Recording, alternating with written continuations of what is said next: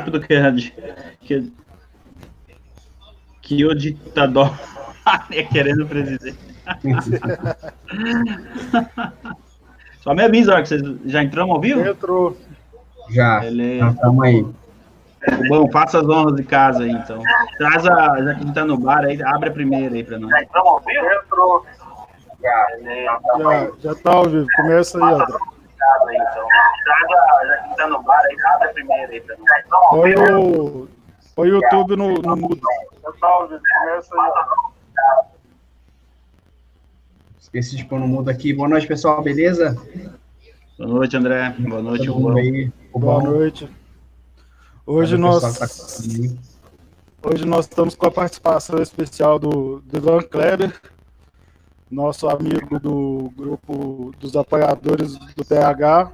Eu apresentei o meu programa com o André para ele e ele falou assim, quero fazer uma pontinha aí, porque é até bom com esse tempo de que eu estou ficando mais em casa e tal, para passar o tempo, e sempre é bom conhecer mais gente, conversar.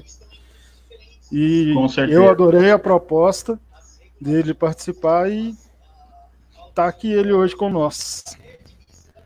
Cara, vocês estão me fazendo um favor, porque nessa monotonia aqui em Londres está tudo fechado, cara. Nem o meu santo cafezinho que eu tomo diariamente estou conseguindo tomar fora na rua. Então, para mim é um prazer, enfim, é sempre uma oportunidade de poder estar aprendendo alguma coisa e vendo uma visão diferente de quem está aí no Brasil. Então, a honra é minha de estar aqui hoje, pessoal. Eu que agradeço aí. Tamo junto. A gente estava falando um pouquinho do Calil antes, né, Romão? Não chegamos a falar muita coisa, mas eu acho ele um cara muito debochado. Não tive ainda a oportunidade de dar minha opinião aí, mas eu acho ele muito debochado. Vi a entrevista dele aí essa semana, acho que foi segunda-feira, e assim, realmente não tem respeito nenhum aqui com o município. E o meu medo para mim o Calil não deixou de ser presidente do Atlético e acha que ser prefeito de BH e ser presidente do Atlético é a mesma coisa. Então, ele peca muito. Ele se vendeu na época da campanha dele como nova política, mas de nova política ele não tem nada. E fez algumas coisas muito bizarras ano passado, e agora que com esse negócio do coronavírus, ele está imitando os outros prefeitos e governadores que estão querendo quebrar tudo. O pessoal foi fazer... Ele está indo nessa linha, né? Eu só queria perguntar, quando eu falo, vocês escutam um chiado, por acaso, no áudio? Como é que tá o áudio? Tá chiando, por acaso? Não, para mim tá normal. Beleza, tá, era só para conferir. Mas, às vezes dava um chiadinho mesmo. Mas acho que não é o seu, não. Tá. Até o final da live a gente acha que... é o Corona que tá no meio da... Eu não sei se você viu o Calil quando teve as carreatas agora no fim de semana contra essa paralisação maluca do Corona. Ele mandou multar todos os carros que participaram das manifestações. Foi mais de 200 multas, né, Rubão? Sacana. Você sabe que eu considero Minas Gerais, se eu colocasse dentro do espectro eleitoral americano, Minas Gerais seria aquele swing state, né? Importantíssimo ali, que você nunca sabe. Em 2014, acho que a Dilma ganhou, agora em 2018 o Bolsonaro ganhou, e é um estado que está no Sudeste, mas tem uma parte no Nordeste. É um estado-chave, e eu comecei perguntando antes para o Rubão da situação da aliança, porque para 2022, na minha opinião, Minas Gerais é ainda mais importante do que foi nas outras eleições. Eu não sei se vocês concordam comigo, mas eu até queria entender um pouco do movimento do Bolsonaro. Além da gente ser o segundo maior colégio eleitoral, a gente só perde para São Paulo. Você falou da parte do Nordeste, mas a gente também tem a parte do Centro-Oeste, porque o Triângulo Mineiro tem com total influência de Mato Grosso, Goiás. Goiás. E aquele... Então, Minas é o estado que é muito esquisito. Você vai para a região ali da Zona da Mata, a influência é toda do Rio de Janeiro. Até o pessoal brinca muito que Juiz de Fora é carioca do brejo. O pessoal de Juiz de Fora é carioca do brejo. Você vai para o sul de Minas, o pessoal fala igual paulista e torce para os times de São Paulo. Então, é aquela região que eu conheço. Realmente, tu corintiano. Você vai aí você vai pro norte de Minas, parece que você já chegou na Bahia. Então, Minas, você acha um pouco, só não pega a região norte e a região sul, apesar de acreditar que deve pegar o iniciozinho da região sul por influência de São Paulo. E Uberaba, ali, Uberlândia, a gente pode classificar como agronegócio também, né? Entraria na urna do... Ou não, se eu estiver errado, me corrija, gente. Eu tô aqui para aprender também. Sim. Ali a região do Triângulo Mineiro ali, né? Inclusive é a região mais rica de Minas Gerais. Então. Se você for ver, uma grande produção, escoamento de produção mesmo agrícola. E até de produção mesmo. Eu caio, Rubão, eu tô aqui. Acho que foi o Rubão que caiu. Tocamos eu e você, André. Então, vamos embora.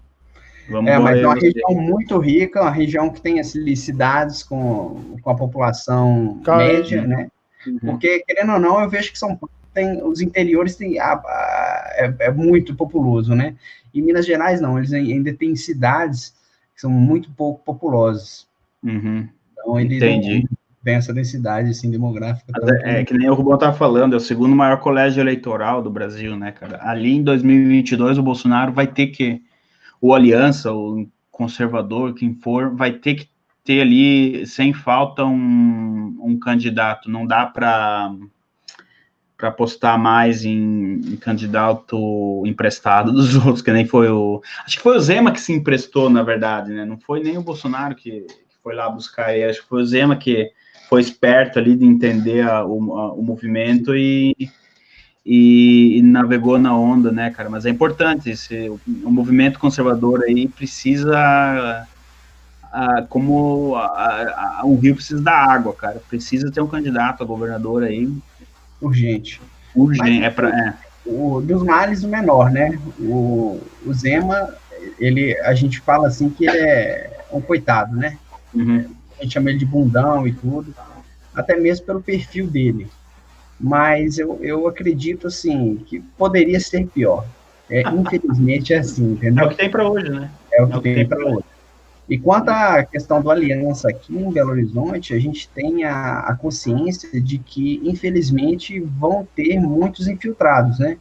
A gente não vai ter aquela eleição dos sonhos, né? Que o Rubão fala assim, no mínimo 6 ou 7 vereadores, 100% conservadores e tudo. Eu acho que isso aí não vai acontecer. Quanto aos infiltrados, eu vou dizer, tem o Partido Conservador aqui da Inglaterra, que tem quase 200 anos, e volta e meia aparece o infiltrado, isso aí faz parte. O importante é o partido ter a coesão de, na hora de identificar esse infiltrado, já colocar ele para fora, né? O importante é isso. O infiltrado, infelizmente, vai ter isso aí, não tem o que fazer. O Rubão voltou, né, Rubão? A gente sentiu sua falta. Voltei e Ivan, a nossa perspectiva aqui em BH em relação a isso, para mim, é terrível. Porque os candidatos da direita que vão sair em BH, que são que a maior parte dele vai sair dos movimentos, para você ter ideia, no grupo que eu estou lá do QG dos movimentos, teve uma lá que postou, quando o Eduardo Bolsonaro falou o negócio lá da China, ela postou uma foto do Eduardo com a camisa tipo daqueles carinha que ajuda no banco, escrito, sei. Em que posso atrapalhar. É o vice mesmo. O que eu posso atrapalhar? Isso porque é, digamos, uma líder de direita. Pois é, mas tem que anotar o nomezinho dela e lá na frente, quando não, for a... isso aí tá anotado. Deu os print ali, como é que é? O santo print ali e tal, e... Sim, eu não apago esse grupo, eu não saio dele justamente porque eu quero Tem que fazer esse poder exercício. chegar no segundo semestre, como eu te disse que a gente vai fazer alguma coisa sobre os candidatos aqui. Eu quero chegar e falar assim, ó, no dia tal você fez isso aqui, ó. Antes de lançar os candidatos, né, Rubão? Quando tiver ali no esquenta, ali a gente fala, eu sou de Curitiba, mas eu morei em Santa Catarina, morei em Mato Grosso. Lá em Santa Catarina eles falam, ó, quando tiver para largar os cavalos, aí é a hora de aparelhar eles. Assim que a gente já souber quem são. Assim que já souber quem são os pré-candidatos mesmo, que já estão registrados, para não também sair atirando e matando quem. Não dá. Quem não vai estar na disputa. Tem que atirar antes, né? Com certeza, a gente até pensa realmente em trazer os candidatos aqui, assim, quando estiver mais perto da data. Tem que fazer isso. Entendeu? Assim, se vai de outubro, mas nós vamos trazer aí lá para junho, quer dizer, mais para agosto, né, Rodolfo? Julho. Quanto mais perto, né, da eleição, porque a eleição ela é complicada, pessoal. Ela é muito dinâmica. Tá cheio de história de pessoas que começaram a campanha de um lado e acabaram terminando o outro.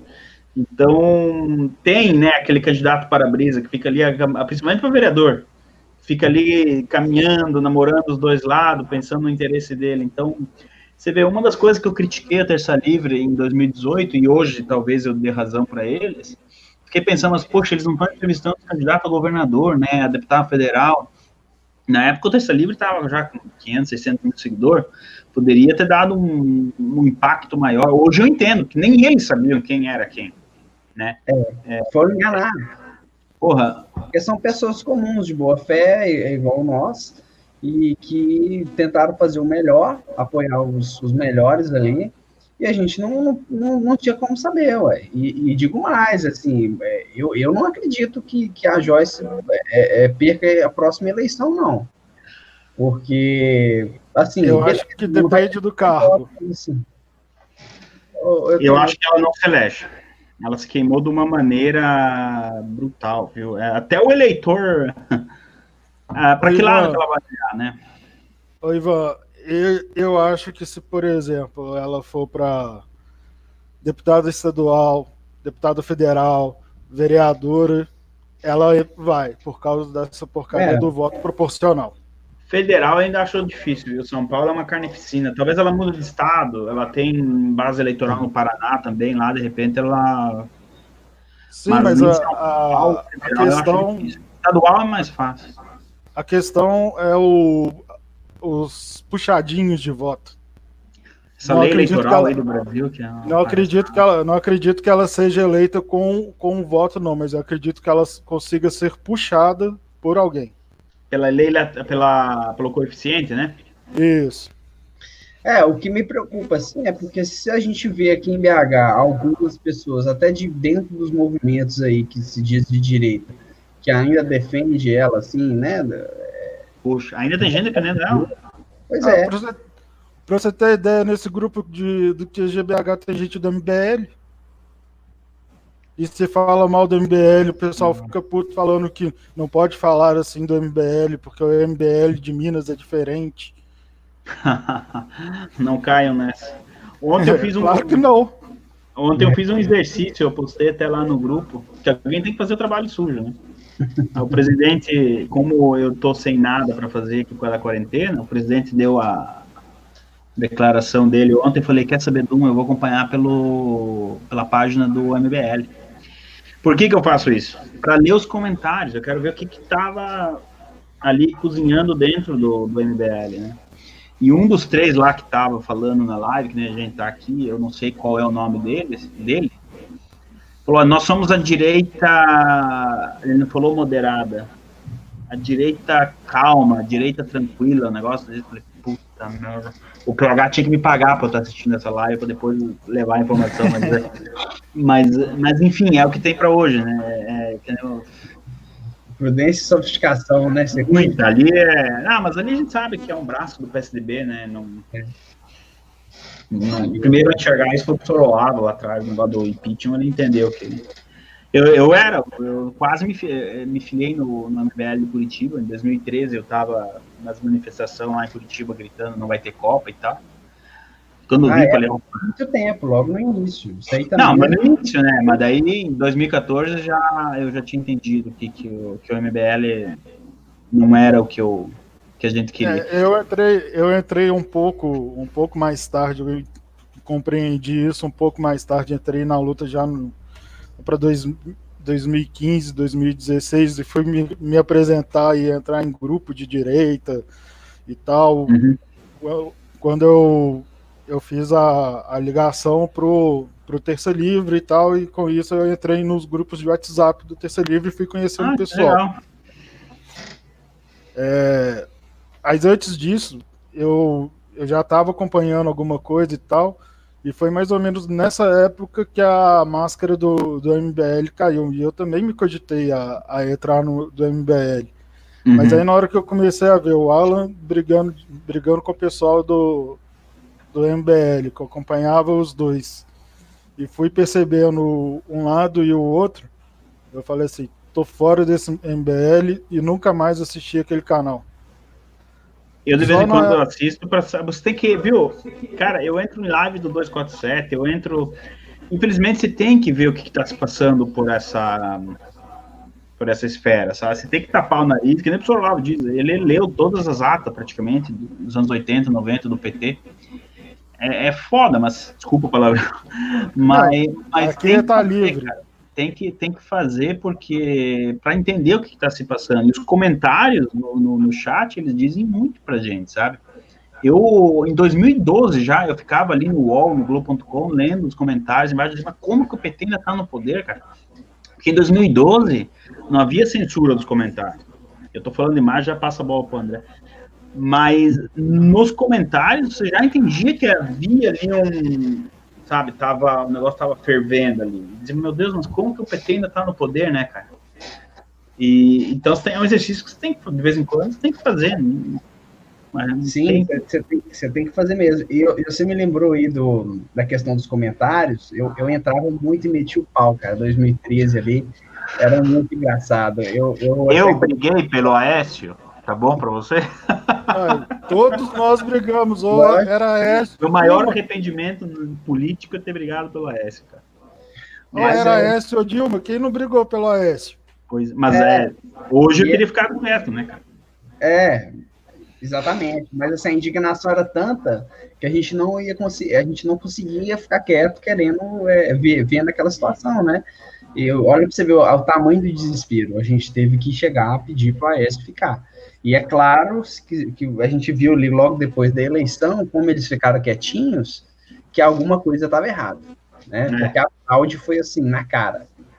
Então, foi muito estranho tudo aquilo ali.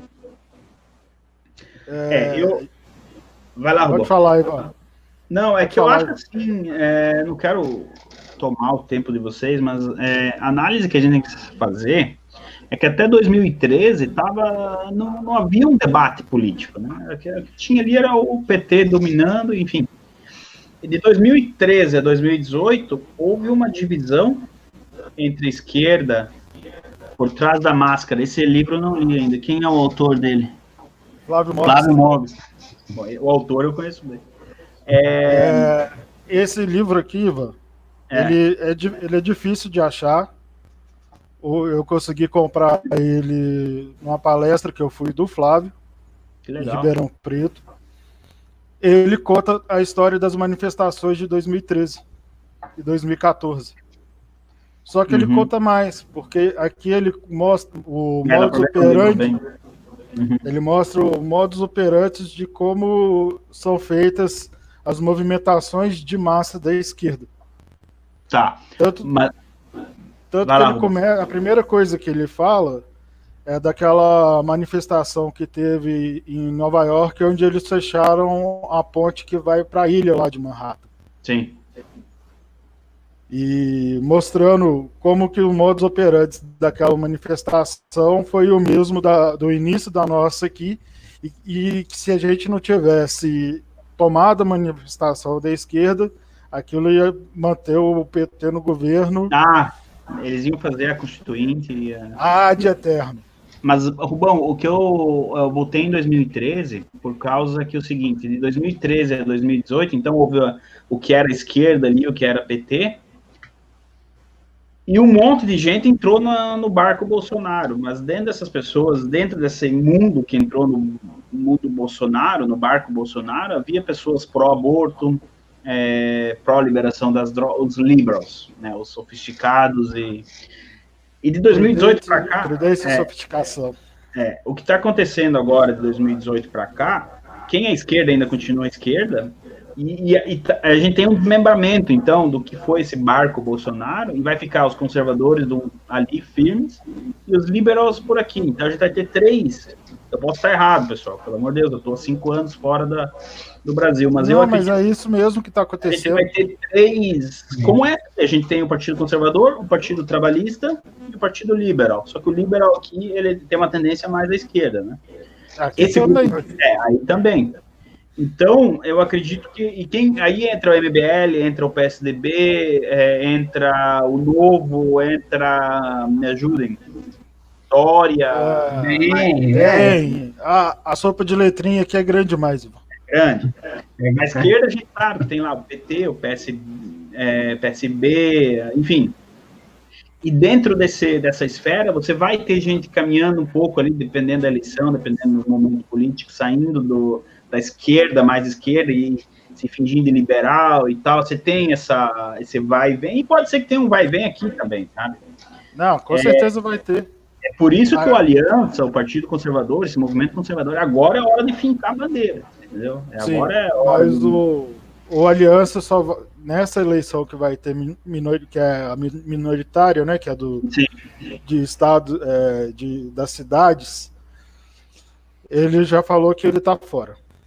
Não vai dar pela lei eleitoral, né? Mesmo se der, ele está fora, porque ele não quer correr o risco de tanta infiltração igual ocorreu com o PSL. Com certeza vai acontecer. Se for às pressas, a gente vai ter um número muito maior de infiltrados e de problemas dentro do partido. Eu acho que até mesmo as questões dos diretórios, né? Não só que o importante é isso, a parte administrativa do partido, às vezes é tão quanto importante aqueles que se elegem, né? E isso é um grande problema hoje, infelizmente. É uma briga, uma vaidade danada entre as pessoas ali do partido. Isso com certeza. Mas o importante mesmo que não tenha a legenda lá, o partido, porque a eleição minoritária, ela passa. O movimento, ele tem que ficar. Não sei se vocês concordam comigo. Então, por isso que quando eu digo fincar a bandeira, agora a gente está vendo. Se quem não se declarar liberal, nos próximos 2 meses, não vai se declarar mais. A oportunidade de alguém se declarar fora dessa esfera conservadora é agora, né? Porque uma vez que o sujeito é conservador, dificilmente ele... Você vê esquerdista mudando ideia, né, conforme vai ficando mais velho e tal, mas é difícil você ver o caminho contrário. Então, mesmo que o partido... praticamente impossível. Eu não me lembro de um ex... Praticamente impossível. Então, esse momento que a gente está agora é o momento que está ali, separando o joio do trigo, né? Na minha opinião. Alguém pode pensar pragmaticamente, dizer, mas eleitoralmente a gente vai perder apoio e tal, mas não é assim que funciona, porque não adianta você ter, de novo, uma Joyce Hasselman no barco para te trair logo depois. Então é melhor, entendeu? Menos, mas com qualidade e confiança, porque tá ali, você elege a pessoa e não sabe o que vai ser depois. O interessante que você falou aí desse desmembramento da direita é que eu vejo que ele ainda está presente. Ele ainda está recente. Muito, é recente. Não, isso aí vai levar tempo. Isso aconteceu muito. Recente. Porque não se engane, muita gente que veio apoiando o Bolsonaro era de esquerda, mas só estava nervoso com o PT, mas não, você entendeu? Foi um voto de vingança ali, foi um... Sim, então, sem dúvida. É importante que você falou que aqui no Brasil, na verdade, a gente não tem centro-direita, a gente tem centro-esquerda, né? Agora é que está nascendo. Tá entendendo? É agora que está nascendo. A meu ver, não existe. Para mim, primeiro que eu não gosto muito dessa denominação direita, esquerda. Para mim é ou revolucionário ou conservador. É isso. Porque para mim, o liberal você pode pôr também, Rubão. Eu vejo o liberal como revolucionário. Progressista, né?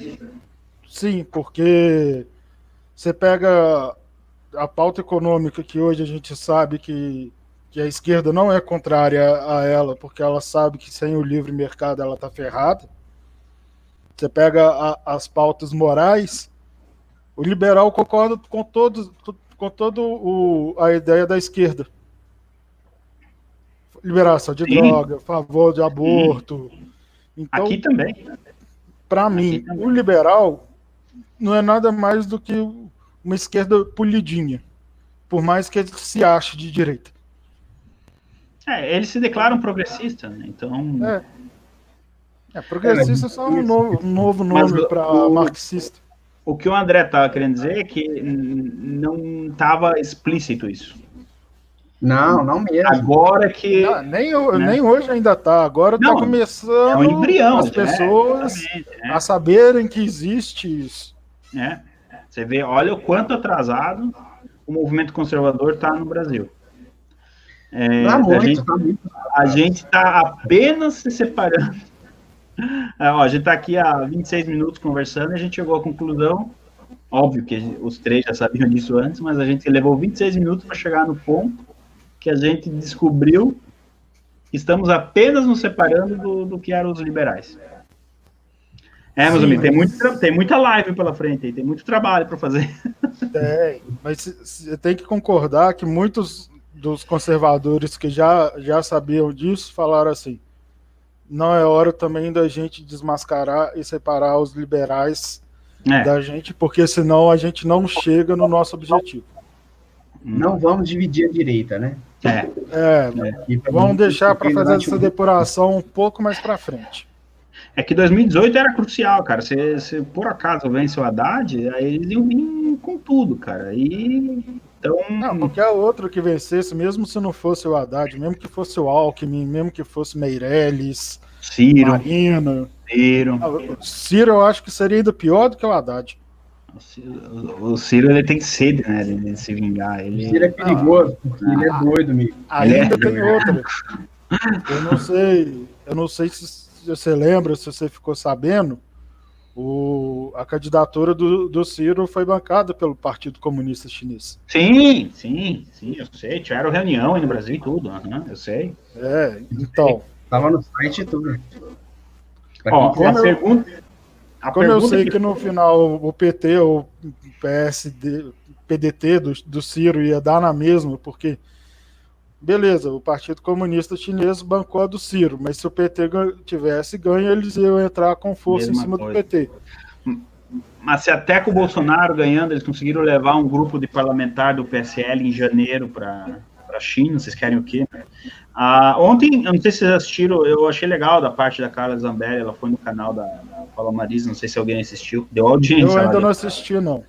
Deu quase 10 mil pessoas. Ela foi, eu achei...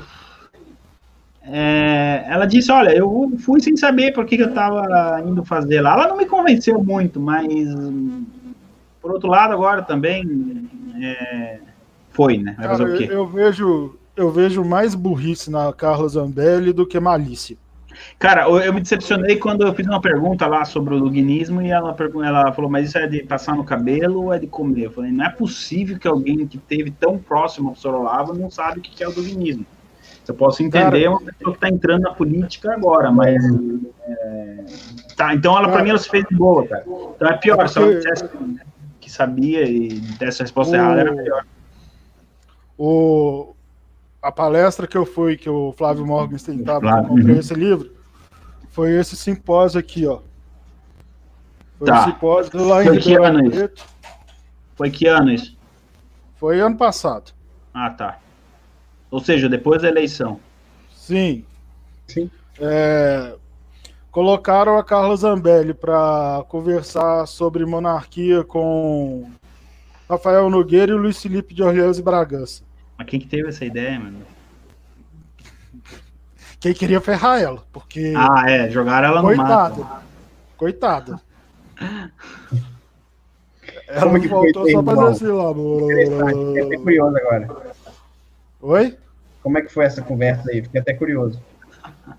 Cara, o Rafael Nogueira e o Luiz Felipe de Orleans e Bragança deram uma aula de história do Brasil e a Carla Zambelli ficou gaguejando lá na frente, tentando, tipo, repetir o que os dois tinham falado pra, tipo assim, não se mostrar tão burra. Mas quem tinha o mínimo do mínimo de conhecimento de história do Brasil sobre a monarquia, talvez que ela não tinha ideia do que Então ela fizeram já estava pra fazendo. sacanear ela.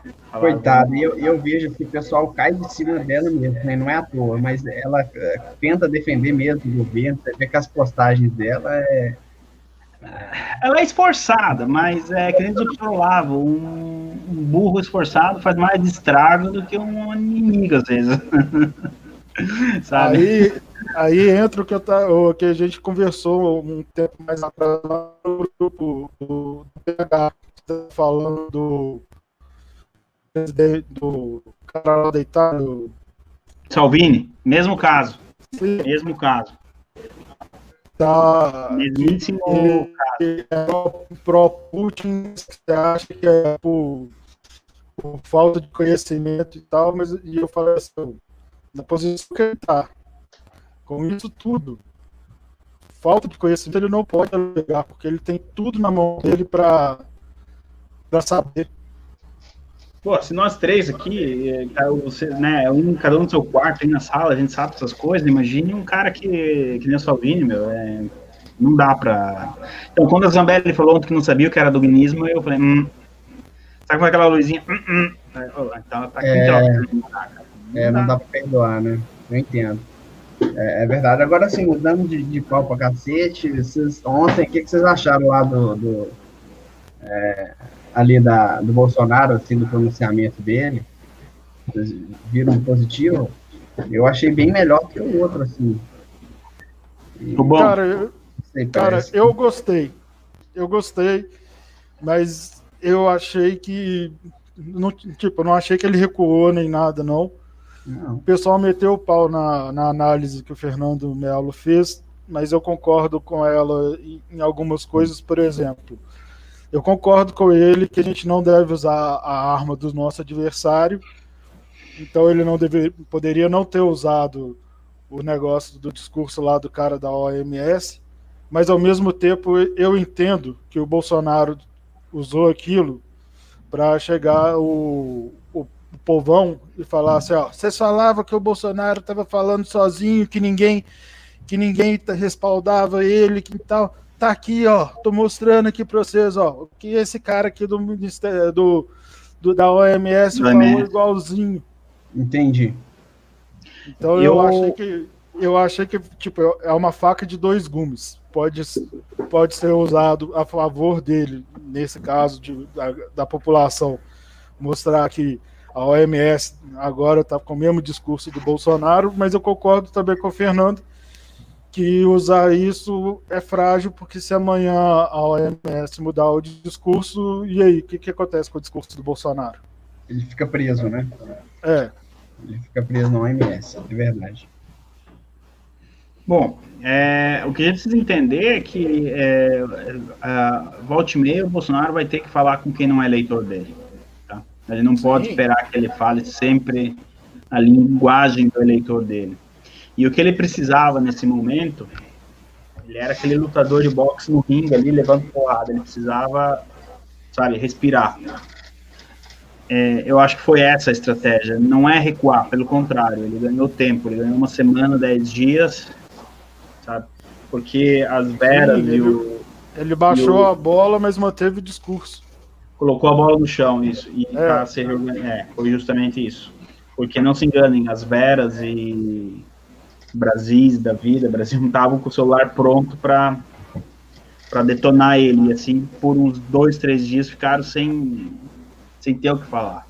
Então, nesse momento, ele é o presidente do Brasil, a gente não pode esquecer, ele não é mais candidato, ele é o presidente. Então, algumas vezes, como presidente, ele precisa fazer essa coisa de colocar a bola no chão e sair jogando. Acho que ele fez bem. A única coisa que eu cobraria mais dele, cara, é que ele teria que fazer isso todo dia. Aqui, o Boris Johnson, mesmo estando doente, todo dia às 5 horas da tarde, faz o pronunciamento. O Trump está fazendo a mesma coisa, todo dia. Então, eu acho que o Bolsonaro deveria vir a público, não só pelo Facebook, mas pelas redes, sabe? Todo santo dia, nem fosse 5, 10 minutos. Entendeu? À medida que as pessoas que não acompanham política todo dia, começarem a ver ele todo dia, escutar, aí essas pessoas vão começar a assimilar melhor o que é o Bolsonaro. E ver que ele está trabalhando, ele não está de braço cruzado. A minha única queixa que eu faria nesse momento é esse. Alguém próximo a ele, o professor Lavo já falou isso 1000 vezes, ele pode fazer isso, que o momento de fazer é agora. Cara, televisão e rádio. 5 horas da tarde, entra em todas as emissoras, rádio, 5 minutos. Hoje fizemos isso. Só fala do Covid e pronto. Mas as pessoas vão estar vendo o rosto dele, vão estar se familiarizando, entendeu? Nos primeiros 3 dias ele vai levar a bordoada, porque não importa. Se estiver chovendo e ele disser que está chovendo, não vão dizer que está... Não, o tempo tem sol. Mas depois disso,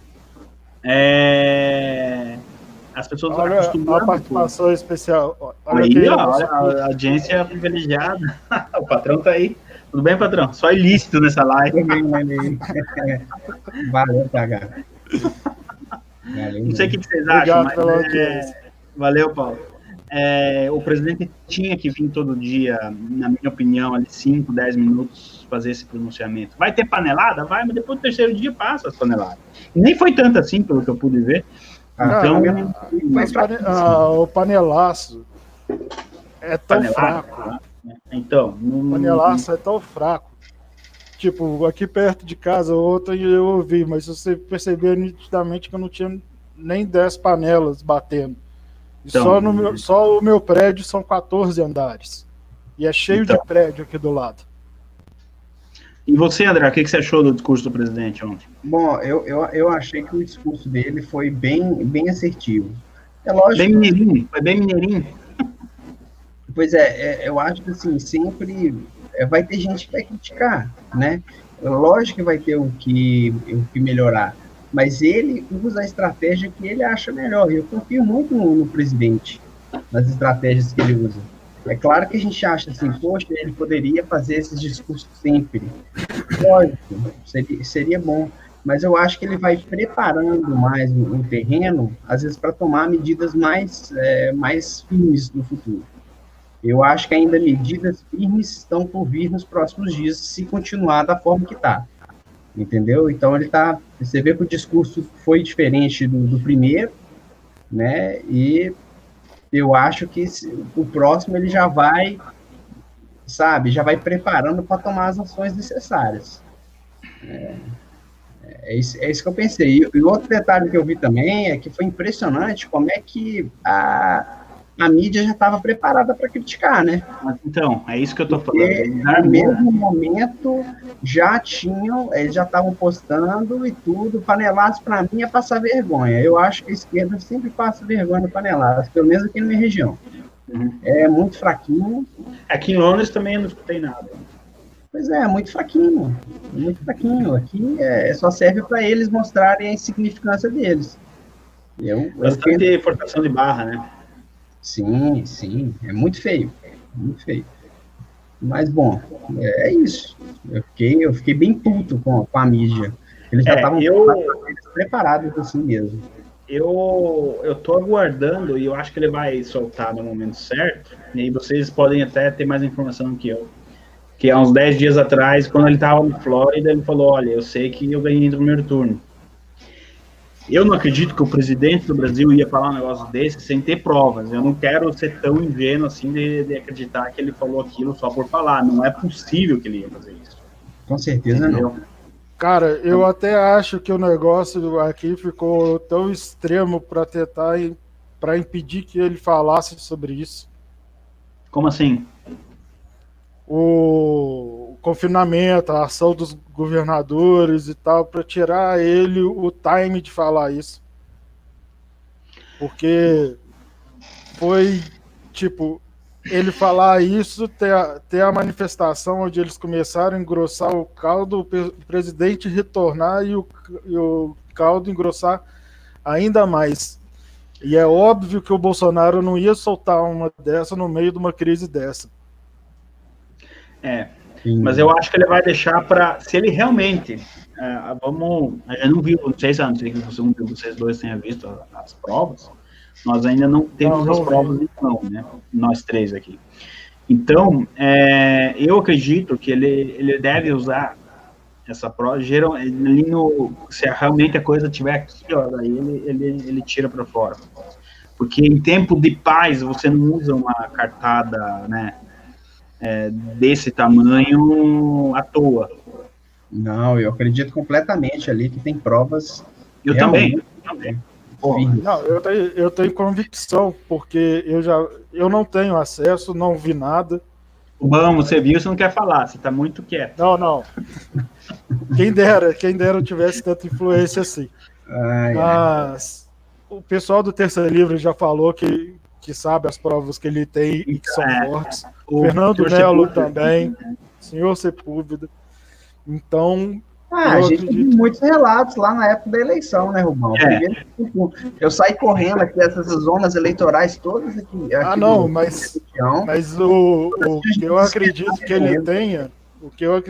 ele tenha, eu não faço ideia, deve ser algo que comprometa o TSE e os ministros. Sim. Eu também acho. Eu também acho.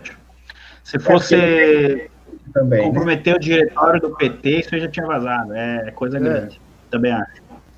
Porque, trabalhando com o Paulo, mas já antes, eu, na verdade, comecei a fazer o programa com o Paulo por gostar de analisar as eleições em detalhes e tal. E a eleição americana ela é fácil, porque é a mesma lei eleitoral, desde que existe, enfim. O que me chama a atenção ali na noite do primeiro turno é que, embora eu estivesse acompanhando com o Terça Livre, eu estava com o Terça Livre, estava com 4, 5, mas o Terça Livre estava na televisão. E, ele apareceu com 49,5% quando apareceu. Aquela jogada de esperar o Acre ali e tal. A tendência era manter ali no mínimo 49, 48,5%, olhando para o que aconteceu em 14, Dilma e Aécio. Ele caiu para 46, cara, 45, não tem tanto voto assim... não tinha tanto voto para ser curado para ele cair 4%. É muito, cara, é muito.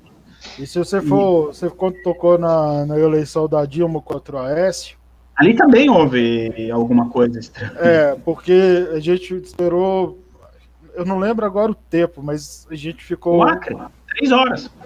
Para presidente, 3 horas. Eu ia falar ou 30 minutos ou 3 horas, que eu lembrava do algarismo 3.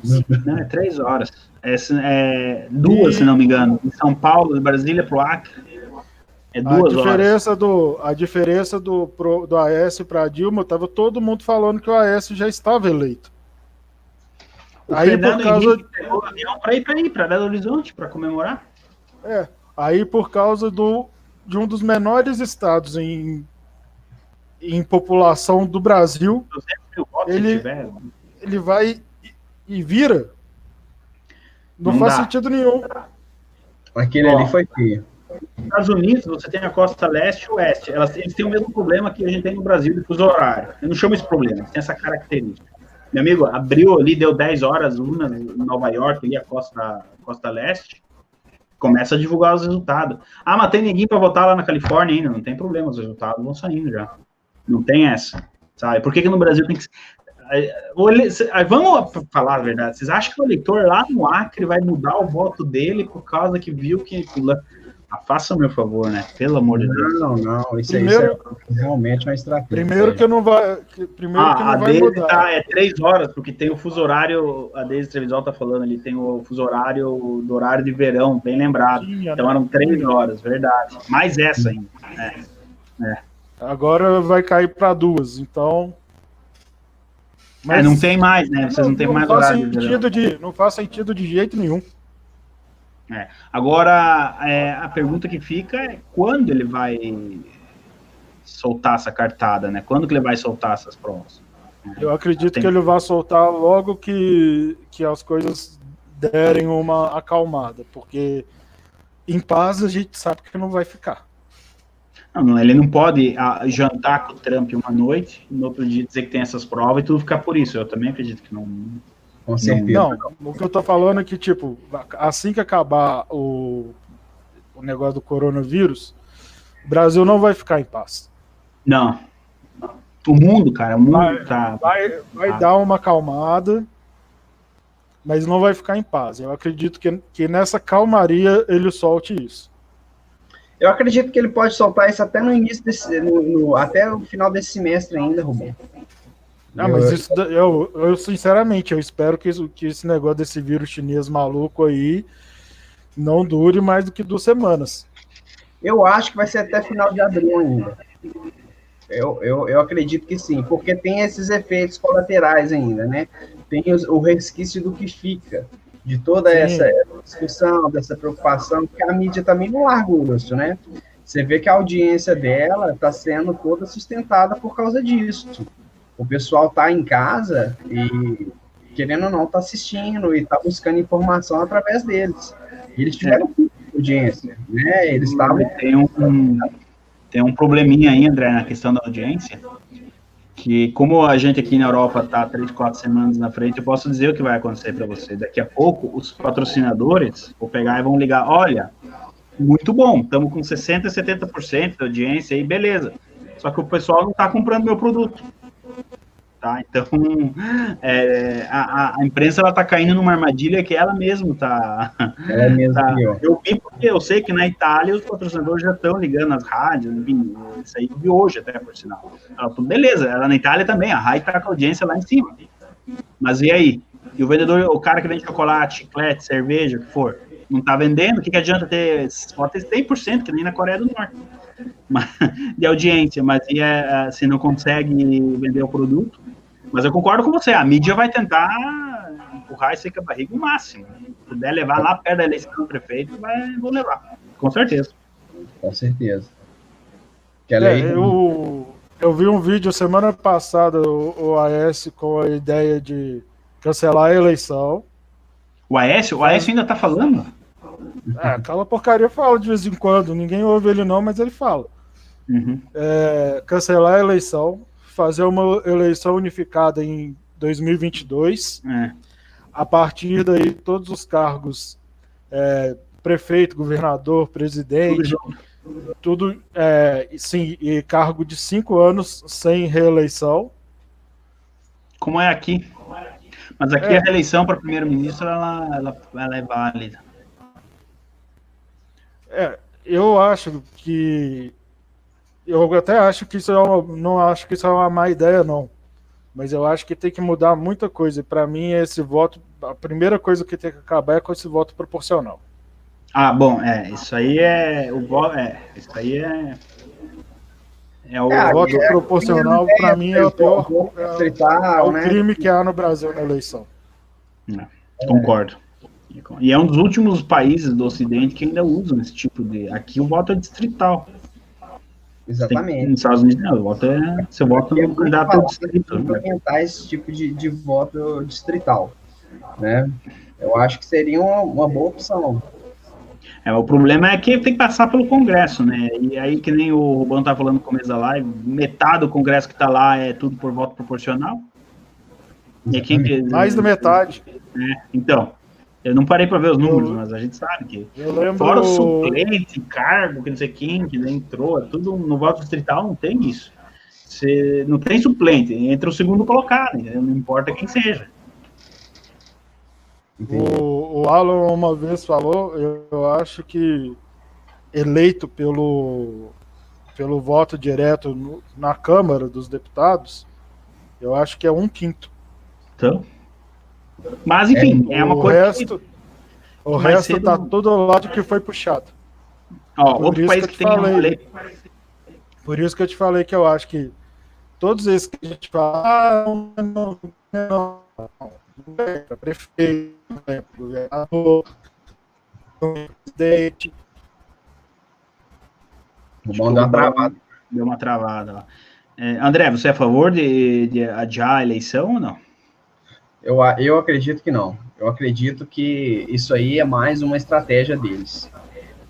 Inclusive, essa questão de adiar até a eleição municipal aí não é legal. Eu acho que tem que acontecer. Acho que tem que acontecer, sabe? O pessoal tá aí para votar, a gente já tá se preparando. Entendeu? Voltei. Uma desculpa eu acho que eu fui mal compreendido. Eu não sou a cortou favor na metade, Rubão, então... eu não sou a favor de cancelar a eleição agora. Eu gosto da ideia de acabar com a reeleição e o mandato de 5 anos. Mas cancelar a eleição desse ano, ainda mais com a desculpa que está por causa do vírus chinês, de maneira alguma. Eu acho muito cedo para... Eu vou ser bem sincero com vocês dois. Eu ainda não formei uma opinião sobre o assunto, mas seja lá qual for que eu vou tomar, eu acho que agora, hoje é dia 1º de abril. A eleição é dia 5 de outubro, se não me engano, ou 3 de outubro, por ali, na primeira semana de outubro. Eu acho que ainda está muito cedo para decidir se vai cancelar ou não. Eu acho que é uma coisa que dá para esperar mais uns 2, 3 meses. Pelo andar da carruagem, a tendência, a questão do corona, do vírus chinês aí, ela começar o mundo vai voltar ao normal. Então, partindo desse princípio, mantenha o calendário eleitoral como está. Mas assim, eu fico pensando, quem que vai decidir se será adiado ou não? Será que eles vão judicializar essa questão e deixar... Com certeza, absolutamente. Entendeu? Vai ter algum ministro do STF dando cambalhota lá. Aqui, mas é que a lei eleitoral é tão diferente do Brasil que não dá para... Aqui, a eleição para prefeito em Londres era agora em maio. E os conservadores estavam, assim, para ganhar fácil. Mas chegou a ser um consenso, os 3 partidos, o Liberal também, meia hora decidiram ali cancelar. Então, o prefeito ganhou mais um ano aqui, o prefeito trabalhista ganhou mais um ano para ficar. Mas eu entendi porque, assim, agora em maio, então estava muito em cima, já tinha que tomar uma decisão. Aí, paciência, foi... No olho do... Tava no olho do furacão. Eu acho que o Brasil não precisa, porque ainda é outubro, essa crise deve passar agora no final de abril. Também. Aí fica aquele riscozinho, e ainda o Bolsonaro mete o pau lá para junho. Ó, eu vou dar um exemplo. A Itália tinha eleições regionais, porque na Itália, aqui também, nos Estados Unidos não.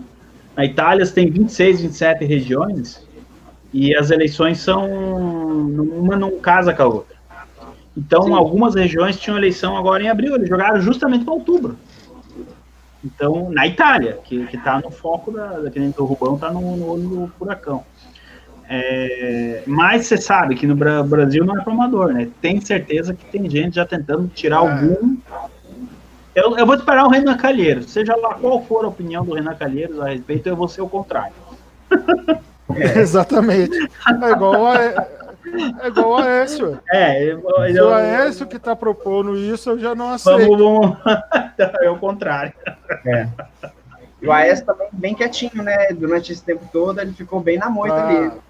Cara, e vai ter que ficar. Eu acho que no consciente dele, ele sabe que ele acabou politicamente. Assim como o PSDB. 40 mil votos aqui em Minas Gerais, né, Rubão? Se eu não me engano. Eu acho que ele teve mais. Eu acho que foi em torno de 100 mil. Mas mesmo assim...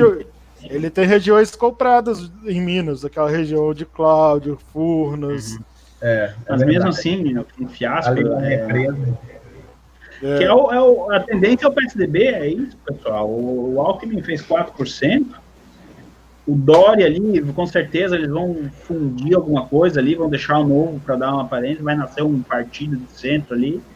E porque se continuar com o nome PSDB, a nível nacional acabou. Então, Sei lá o que pode sair dessa... Aquela manobrinha do MDB, de virar MDB, assim? É, uma coisa assim, com certeza. Não deu certo, mas... Não deu certo, né? É isso que eu ia falar. Ali foi... Não deu certo nada ali. Eu vejo alguma coisa de fusão apesar do MBL não ser partido, do fusão do MBL com o PSDB. Eu não acredito, sabe por quê, Rubão? Porque eles já são a mesma coisa. Sim, mas... Eles só podem pôr um nome igual, mas E, tipo, é que nem eu trocar essa camisa aqui por outra camisa. Eu vou continuar sendo o Ivan, então... Não, sim, mas o que eu vejo é, tipo assim, nós já sabemos que é a mesma coisa. Mas tipo, os dois se fundirem, colocar, tipo, que vire MBL, que passe a ser MBL. Eu trocar as lideranças... Trocar as lideranças do PSDB hoje pelos que são hoje do MBL para dar, tipo, uma refrescada e tal, falar que o partido agora é diferente, que as coisas não são mais como antes, que não estamos... Vai falar isso pro Dória e pra Joyce, que eles vão ser coadjuvantes. Bom, eu vejo que eles, eu pelo menos percebo assim, que eles têm mais envolvimento com o DEM do que o PSDB. Posso estar enganado. Não. É a mesma coisa também. Mesma coisa? Mesma coisa. Eles podem não sentar na mesma tribuna que a Joyce, por exemplo. Tá. Até porque hoje, sentado do lado da Joyce, pega mal. Mas no funilar lá... Que assim, o que a gente tem que pensar são as últimas 3 semanas. Qualquer eleição no mundo. São aquelas últimas 3 semanas. Aquelas últimas 3 semanas, o candidato que está se afogando passa um galho e ele pega. Então, assim, é aquela... Sabe, aí ele vai juntar a PSDB, DEM, que você falou, MBL. É essa coisa aí, que tá difícil de dar um nome. Samba do crioulo doido. Samba do crioulo doido, né? E tentar vender isso pro eleitor depois. O trabalho deles não é fácil. Os conservadores, por isso, eles já têm um território, digamos, de uma bandeira. Ó, a gente é isso aqui. Quer comprar, compra, mas como é que eu quero ver ali? O Rubão falou bem. Vão tentar colocar novas lideranças e tal, fazer uma maquiagem. Mas vai explicar isso pro Dória e para Joyce. Vocês vão ser coadjuvantes. Pro Dória. Muita vaidade nisso aí. Muita vaidade. Não vai ser fácil assim, não. Você colocar em Catupiry, aquela galera nova ali, e colocar eles na liderança, à frente, não é para eles ali que são da Novo Velho, né? Os caciques, não é fácil, não. Principalmente a Joyce, que se alimenta dessa coisa de... A Joyce quer virar governadora, eu acho. Eu acho que ela tem uns sonhos enormes. Eu acho que ela quer ser governadora de São Paulo e depois ela vai tentar a presidência da República. Sim, ela vai tentar agora prefeito. Tanto que ela já brigou com o Arthur, porque o Arthur falou assim... o Mamãe Caguei. Brincadeira, hein? Eles estão mal, hein? Eu sei de quanto segura que o Arthur porque o Arthur queria que a Joyce fosse vice dele. Que dupla, hein? Que dupla. Ó, se isso acontecer, o Arthur dura 6 meses no mandato. Será? Você tem que ver que o Arthur também não é um cara tão inteligente assim, não. Primeiro, propor uma coisa dessa. Achar que vai dar certo. E achar que se a Joyce aceitar, ele vai ficar lá bonitinho e a Joyce vai aceitar ficar lá nos bastidores. Tem tudo isso. Agora, a eleição para... histórico, né? Aquele é o caminho dos ambiciosos, né? A Prefeitura de São Paulo, o governo e a presidência. Que nem o Davi Silva está dizendo, a escadinha, né? Exatamente. Agora, na vida a gente tem 2 certezas absolutas, e essa vocês vão concordar comigo, e não tem quem direita, esquerda. É a morte, uma delas, e a primeira pesquisa que sai para prefeito em São Paulo, o Celso Russomano em primeiro. Ele apareceu em primeiro semana passada, 15 dias atrás. Eu acho que ele nem é candidato, mas ele está lá em primeiro. Depois ele vai caindo. Homenzinho que sempre larga na frente e não consegue. Não consegue. Eu era criança, aquele cara já era candidato a prefeito, aparecia em primeiro e nada.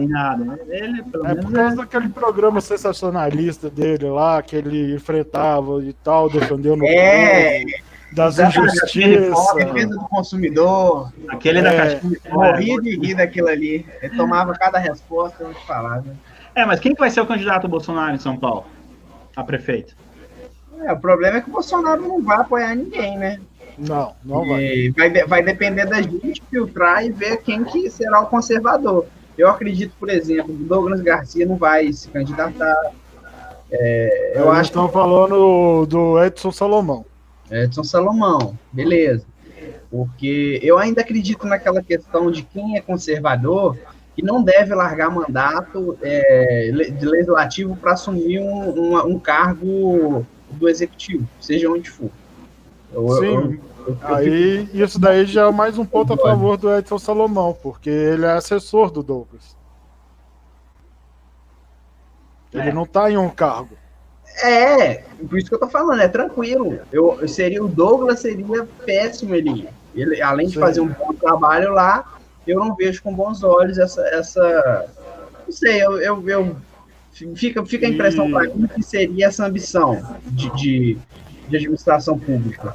E eu já vi muita gente falando também do Luiz Felipe ir. Eu, na minha opinião, acho que ele não deveria. Na minha opinião. Embora ele tenha chance de ganhar, mas na minha opinião ele não... eu também acho que não deveria, mas se eu morasse em São Paulo e ele fosse candidato, eu votaria nele tranquilamente. Eu acredito que se não tiver um candidato viável, o Bolsonaro, o que ele pode fazer é esperar, vai ter segundo turno em São Paulo, isso é fato. Espera para ver o que dá no primeiro turno e, de repente, conforme for... Porque aí tem que fazer política, não adianta. Aí você vê quem que apoia no segundo turno. Porque o problema do presidente se expor assim perde o candidato dele por um azar. Exato. Esse que é o problema. Eu acredito que depois que aconteceu com o Dória, o Witzel e tal, que todos tentaram se agarrar nele, ele vai falar assim... Votem quem vocês quiserem, eu não apoio ninguém. Meu partido ainda não está pronto, então não tem ninguém do meu partido, então meu apoio é zero. Porque, veja bem, ele ganhou no Rio, ganhou em Minas, ganhou em São Paulo. Minas ainda não Zema, não sei bem, mas o mesmo ele ganhando, o pessoal caiu ele. Então... Não, o Zema, meu filho, depois que ele falou do Bolsonaro ali, foi a salvação dele. Não sei se você lembra disso, Rubão. Lembra? Em quarto?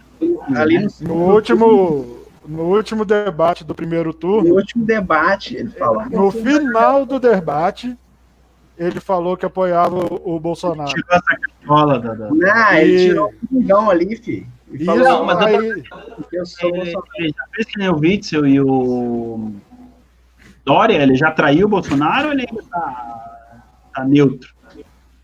O Zema? O Zema é um cagão, porque ele só não assinou aquela carta lá dos governadores por cagaço de retaliação do Bolsonaro. Mas ele estava lá na reunião, ele participou também da reunião com os chineses. E só não assinou por cagaço. Ele ficou meio amedrontado mesmo, deu para saber. Mas eu fico vendo o Zema de uma forma assim, que é um cara que não é político e que ele é facilmente manipulável. Não sei se você vê assim. Porque, assim... Cara, de administração... Ele não é um traidor. De profissão, ele não é um traidor. O Zema não é traidor, não. Ele é cagão e burro. Ele é... Sabe, aquele... Colocar ele em cima da Zambelli, então. Tipo assim, ele deve estar pensando agora o que... Mais ou menos, porque a Carla Zambelli, pelo menos, é corajosa. Ela o que é mais perigoso ainda, né? Um burro corajoso. Ele defende a burrice dele. Sim. Tem em Santa Catarina lá o capitão, coronel, sei lá o que é, Moisés, que também foi o cara que mais surfou, acho que no Brasil, na onda Bolsonaro. Ninguém, acho que ele não tinha se elegido nem para síndico do prédio, se elegeu governador, sem base nenhuma, e já chutou o balde também. Tá tentando ali uma carreira. Ele chutou o balde antes ainda desse. Antes do Corona, bem antes.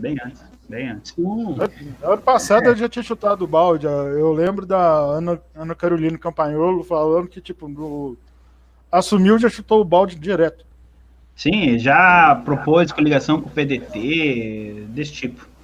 Ele ficou meio queimado que um dia perguntaram para o Bolsonaro quem que era o candidato de Santa Catarina e o Bolsonaro não lembrou o nome dele.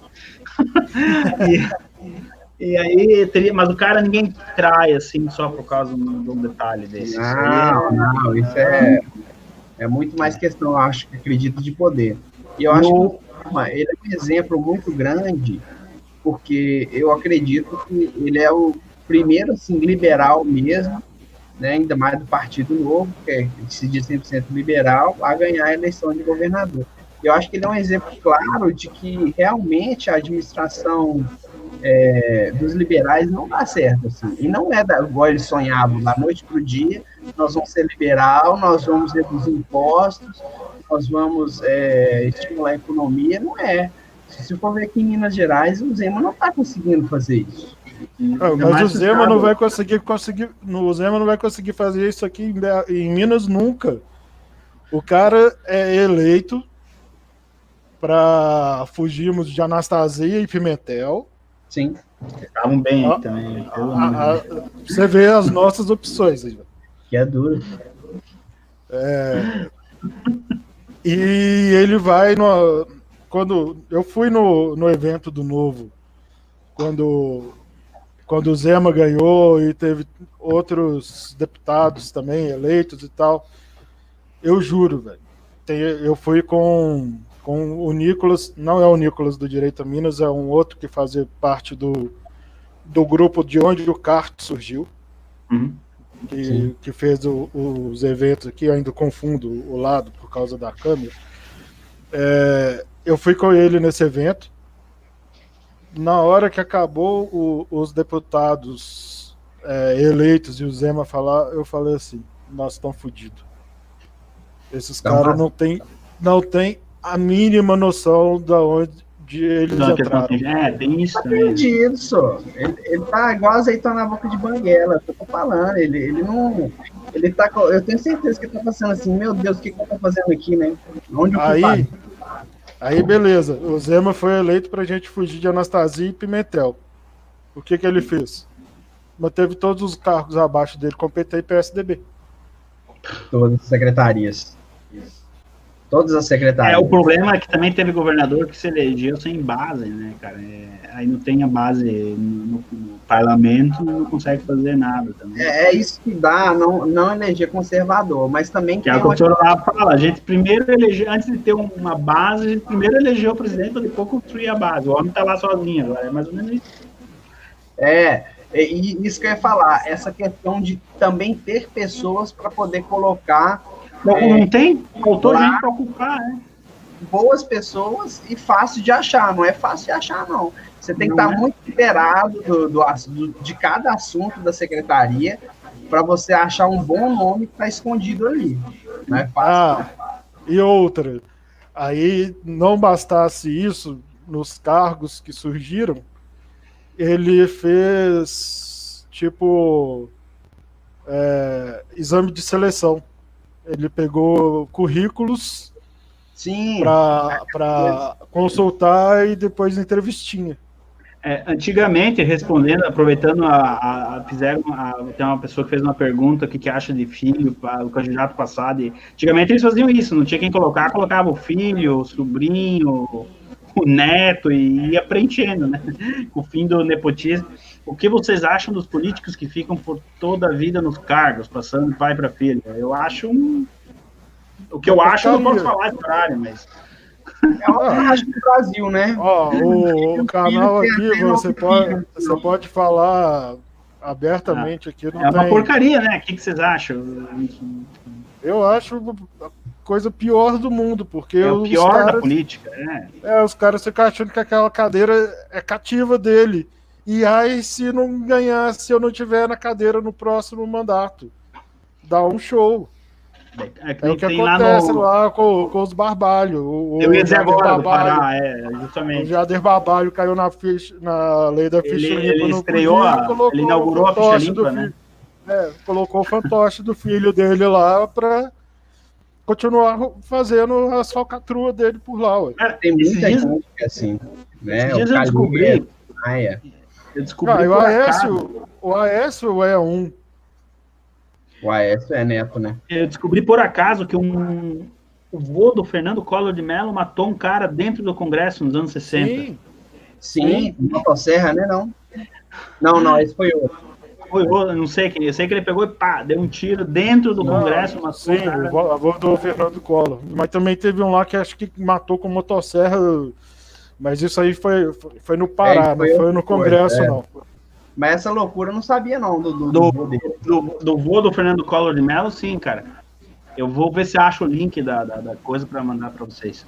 Não sei se foi o vô ou o pai dele. Eu sei que deu uma discussão lá, em plena... Na época já era o regime militar. E antes deles fecharem o Congresso, eu sei que foi uma discussão assim, boba lá, do dia a dia, e o cara... ele foi para dar o tiro, eu lembrei. Foi para matar um que estava na frente dele, errou o tiro e pegou um cara que estava atrás. Foi bem isso. Puta merda, foi pior ainda. Foi pior, eu vou ver se acho. Preso, né? E o pior não foi preso, né? Não foi preso. Claro que não, eu sou um deputado. Isso aí que é a... Como é que eles falam, gente? Esqueci o nome. Da lei de... Como é que... Imunidade parlamentar? Imunidade parlamentar, né? Agora você tem imunidade para matar dentro do Congresso? Eu vou ter que pesquisar de novo, não lembro como é que ele conseguiu escapar da cadeia, mas eu me lembro que na época, quando eu li a respeito, fica abismado. Alguém ali, a Janaína, já foi pesquisar do assassinato que o vô do Collor cometeu, eu sabia. Mas eu agora fiquei curioso para lembrar como é que ele conseguiu escapar da cadeia. Essa eu vou ter que pesquisar. Eu já estudei, mas eu não me lembro. Mas é só para dar um exemplo de como as famílias, né, que vão ser que foi uma coisa que começou a querer acontecer nos Estados Unidos e o eleitor foi lá e cortou com a família Clinton e com a família Bush, né? Sim. Até acontece você ter o filho que pega a carreira e tal, mas tem um limite. E aí, quando começou a brincadeira ali, querer fazer um ping-pong Bush-Clinton, apareceu o Trump, e o eleitor votou no Trump. Um pouco por causa disso também. Sim, isso é uma coisa no Brasil que é muito praxe, e eles tentam colocar essa discussão falando do Bolsonaro também. Falando dos filhos dele, né? Mas, assim, eu acho que é um caso à parte. Porque não é aquele coronelialismo, sabe? Aquela coisa, assim, aquele de cabresto e tudo, é uma coisa que vem do povo, é uma coisa popular. Não sei vocês, o que vocês acham? Eu já vejo diferença. Eu já vejo diferença numa parte.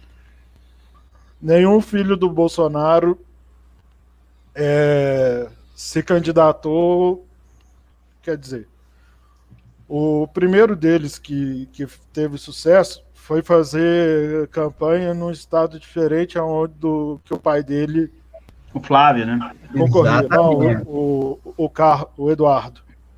O Jair concorria pelo Rio e o Eduardo por São Paulo. E o Eduardo em São Paulo, verdade. Então não tinha nem. O Flávio é o mais velho, mas quem tá mais tempo na política é o Eduardo. Né? O Eduardo tá mais tempo na nacional. O Flávio já estava na estadual e municipal. Tanto que antes dessa eleição dele para senador, ele tentou ser prefeito e por causa da Globo distorcendo verdade. O negócio dele, Verdade, ele não conseguiu. Distorcendo pesquisa. Acho que colocou ele lá embaixo e muita gente fala que ele só não foi para o segundo turno por causa das pesquisas que tinham antes que colocavam ele lá embaixo, lá atrás, e muita gente deixou de votar nele achando que ele... Em 2018 aconteceu a mesma coisa. O Witzel estava, no sábado à noite, estava com 8%. No Rio de Janeiro. As pesquisas em 2018 também tentaram dar uma manipulada. Só A que Dilma não era 2018 para estar em primeiro aí no estado de vocês? Só que em 2018 ninguém acreditava mais em pesquisa e Rede Globo, né? A Dilma aqui, ela foi escorraçada, né? Pô, ela chegou em quarto, ela nem em terceira, ela chegou. Ele foi fora. Eles tentaram manipular ao máximo. Ela estava em primeiro aqui, como se ela não tivesse chance de tirar. Na época da eleição, tinha um site que você entrava e você fazia seu voto. E para você fazer seu voto, você tinha que colocar seu CPF, para você não poder votar mais de uma vez. Bateu muito o resultado das eleições. Eu vi esse site. Desse site. Nesse, a Dilma já estava em quarto desde o início. E eu lembro que o pessoal desesperado, não, a Dilma vai ganhar, a Dilma vai ganhar. Eu falei assim, eu falei, não vai, calma, sossega. Esse exemplo da Dilma, o Witzel no Rio de Janeiro e o comandante Moisés em Santa Catarina, o Requião no Paraná, o Requião é Raposa Velha também, era dado já, estava em primeiro, tranquilo, blá blá blá, e todo mundo caiu fora. Esse negócio de pesquisa aí também daria uma live só sobre as pesquisas. Só sobre pesquisa e fraude, porque a fraude eu acho que já acontece bem antes. Começa já com a fraude pesquisa. Acontece já ali no estelionato eleitoral, na corrupção do Caixa 2 e também na mídia. A pesquisa ela é uma ferramenta essencial. Alguns países aqui na Europa é proibido divulgar qualquer tipo de pesquisas 10, 12 dias antes da eleição. A Itália é um país que 15 dias antes da eleição, nenhum jornal, ninguém pode... Justamente porque no passado aconteceu de pesquisa, tá ali manipulando o resultado. E no Brasil, 3, 4 anos antes, né? Eu vi uma discussão um dia no 3 em 1 lá da Jovem Pan, quando eu assistia a Jovem Pan, que um cara mandou um áudio no WhatsApp, sei lá, um vídeo, falando, tinha que acabar a pesquisa antes... Mesma coisa, 15 dias antes da eleição. Nossa, a Vera Magalhães só faltava dar pulo por cima da... Não, porque a pesquisa é parte do processo eleitoral, não sei o quê. Democrático. Mas aonde a pesquisa ela pode ser interna ali pro partido e tal, mas ela influencia no... Quanta gente... Eu conheço pessoas que vou votar fulano, tanto tá em primeiro mesmo. E não quer perder uma eleição e tal. Ô, Ivan, a gente está sendo corrigido aqui, ó. Não foi o avô do Collor, foi o pai. Eu sabia, era o avô ou o pai, um dos dois. Ficou 5 meses preso, bom. Ele ainda ficou 5 meses. Bom. E 5 meses após o assassinato, o Tribunal do Júri em Brasília jogou o caso e inocentou os dois. Beleza. Legal. Você é inocente. Obrigado, Janaína. Obrigado. Muito obrigado pela participação. Ela ainda ficou 5 meses preso, então. Caramba, ainda foi muito, né? Ainda foi muito. E depois a gente tem que ver se ele não processou, porque se ele foi inocentado, ele foi preso justamente. Teve isso, né? Bom, mas não teve muito tempo atrás, não foi o Janot que entrou lá queria acertar as contas com... Meu Deus, com o Gilmar Mendes? Com o Gilmar Mendes? Entrou lá. Ele conta isso. Bom, eu não duvido, né? Eu não duvido. Eu não sei. Não sei se isso é blefe. Né? Eu não consigo ver o Janot fazendo isso. Pra mim Eu também não sei se isso é blefe, porque... Ele jogou pra galera. Jogou pra galera na época que ele ia lançar o livro dele e a galera já estava puta com o Gilmar. Aí ele queria vender o livro dele. Ele entrou lá armado, não falou nada, meses depois, ano depois, na hora que ele ia lançar o livro dele, essa história surge. Foi uma coisa assim, bem como se fosse um romance bem escrito, né? Foi legal esse fato aí. Mas eu também, sei lá, acho que ele quis vender o livro mesmo. Com certeza. Eu não vejo o Janot sequer pensando em fazer isso. Mas que ele ficou acabado, ele ficou. Pelo menos na época eu lembro que o cara emagreceu pra caramba, o cara ficou bem mais velho. Quem entra pra esse meio, filho, não tem como. Eu acho que o Jair já acabou bastante, ele tá muito mais envelhecido. Como não? O cara toma porrada 24/7. Trabalha pra caramba. Não sabe quem é amigo e inimigo. A Dilma e o Lula, eles tinham bem definido quem era amigo e quem era inimigo, né? Sim. Cara, o Bolsonaro, ele ainda tem essa... O Obama também, cara. O Obama entrou com o cabelo pretinho, bonitinho, que nem o do Rubão, saiu com o cabelo branco. Ih, eu sou cheio de cabelo branco, Ivan. Não, o teu ainda tá parecido com o do Obama quando ele entrou. O cara que entra pra essa vida, ele sai mais envelhecido, literalmente, não só pelo tempo, Você falando aí de Dilma, Lula e o Bolsonaro sabe que existem traíras, mas eles têm pessoas que ele confia. Então tem pessoas que ele não espera que vão dar bola nas costas dele e um ou outro acaba dando. Dá. E Dilma e Lula, pelo contrário, como eles sabem que eles mesmos podem fazer isso a qualquer momento, eles já não confiam em ninguém. Pois é. É o que eu falei hoje lá no grupo mais cedo. Comunista trair comunista é mais velho do que andar pra frente. O Palocci só foi apertar ele que ele entregou, né? Não precisou muito pra... Só que também ali não deu em nada, né? Não foi mais pra frente não foi mais pra frente porque quem tá analisando isso e tal não quer que vá mais pra frente. Não é por falta de informação do Palocci. E eles tinham com a cúpula deles ali realmente muito firme desde a guerrilha, né? Tem que lembrar isso. Não é uma coisa assim, igual o Bolsonaro. Mas, se não me engano, o Palocci entrou depois. O Palocci, acho que ele não era guerrilheiro. Sim, não, o Palocci não. Ele entrou depois, mas... Por isso que ele delatou. Dilma, Lula, Dirceu, esse povo todo... Mais novo ali. Carteirinha, Dirceu nem chama Dirceu, né? O nome. Impressionante, né? Já começa por aí, né? É impressionante. Dirceu ninguém nem sabe como que ele chama. Impressionante. Isso aí, Rubão. Rubão, 1h20 já, rendeu, hein? Rendeu. A participação do Ivan foi muito boa. É top demais, valeu mesmo, velho. Quando vocês convidarem, a gente acerta o horário aí. Se vocês... só avisando que nem foi feito dessa vez aí com antecedência, é um prazer. Eu vou estar sempre voltando aí quando o horário fechar. Ainda mais que esse negócio de quarentena, é um favor, que nem eu falei no começo, é um favor que vocês estão fazendo. Pelo menos eu ocupo um tempo. Mas foi bem bacana. Vamos divulgar bastante o canal de vocês aí. Vocês vão ver que devagarzinho vocês vão estar crescendo. Amém. O importante é manter o foco. Sim. Deus abençoe. Amém também. Amém. Nossa Senhora nos proteja e faça nossos objetivos serem cumpridos. E a gente fazendo a nossa parte aqui toda semana, com grandes participações aí, igual o Ivan, né Rubão? É isso, pessoal. E entre outras pessoas aí também, que a gente tem que chamar, até mesmo pessoas do nosso grupo mesmo, pessoas comuns do dia a dia aí, né, Rubão? Isso. E vamos...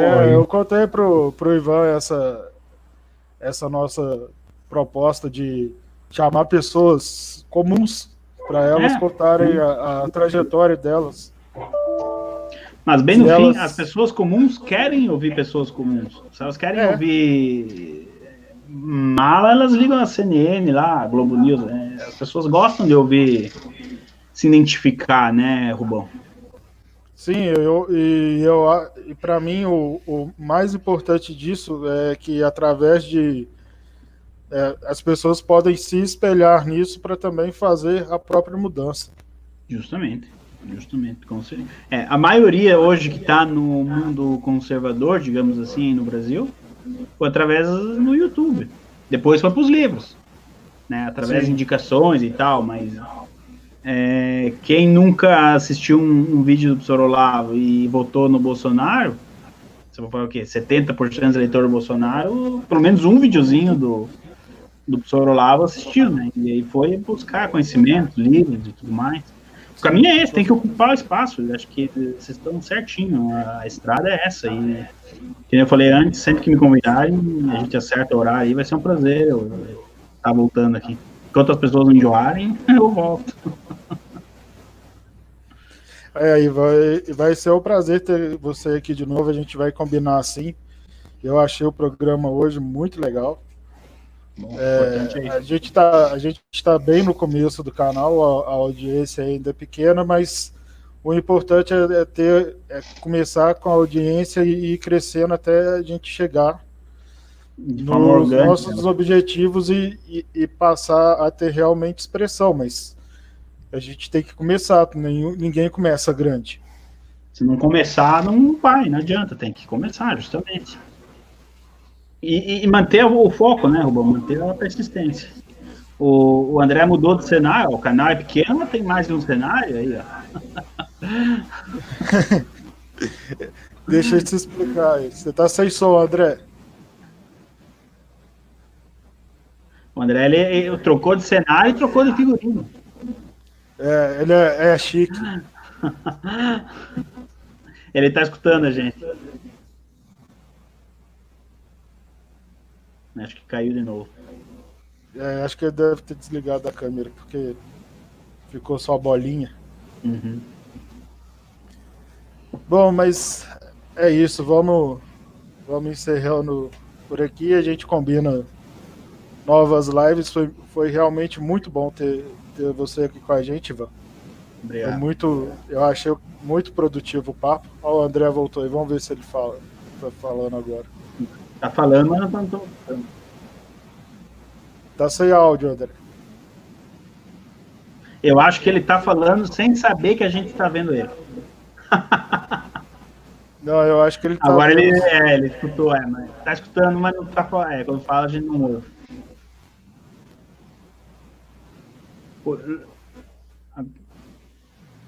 Tenta. Não. O estúdio novo aí não deu certo, André. Vai ter que testar o estúdio novo. Fala aí com o pessoal da sonoplastia aí, porque não tá dando certo. O Rubão, a gente vai ter que fazer leitura labial e dizer para os nossos seguidores que ele está dizendo que foi um prazer participar dessa live. Pode continuar, André. Foi muito bom.